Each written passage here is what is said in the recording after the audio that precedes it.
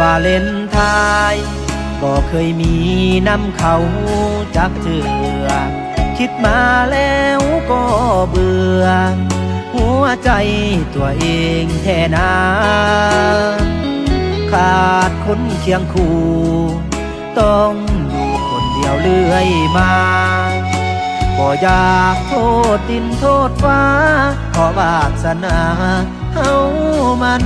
บ่มีเหงาใจที่สุดคือวัน14 กุมภา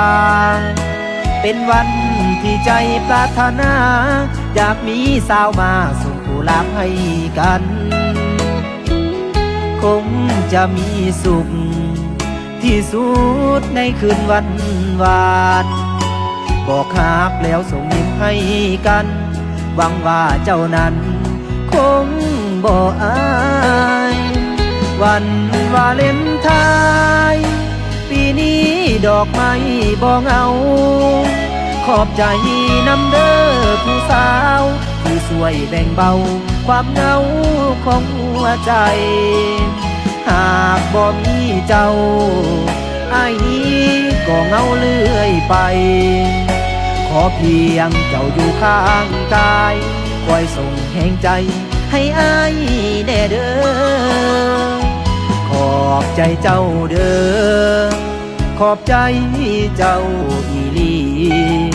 ที่หาผู้ชายคนนี้ตลอดชีวิตอ้ายนี้บ่เปลี่ยนใจ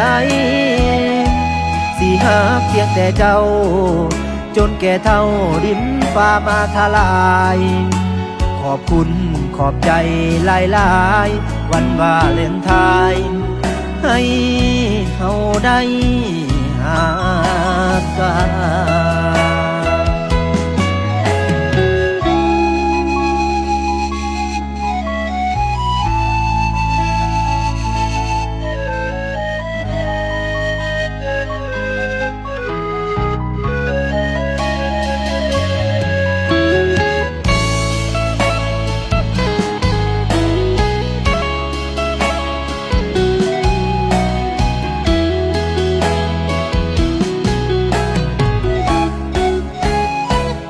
วันวาเลนไทน์ปีนี้ดอกไม้บ่เหงาขอบใจนำเด้อผู้สาวที่ช่วยแบ่งเบาความเหงาของหัวใจหากบ่มีเจ้าอ้ายนี้ก็เหงาเรื่อยไปขอเพียงเจ้าอยู่ข้างกายคอยส่งแห่งใจให้อ้ายแน่เด้อขอบใจเจ้าเด้อขอบใจเจ้าอีหลีที่หาผู้ชายคนนี้ตลอดชีวิตอ้ายนี้บ่เปลี่ยนใจสิหาเพียงแต่เจ้า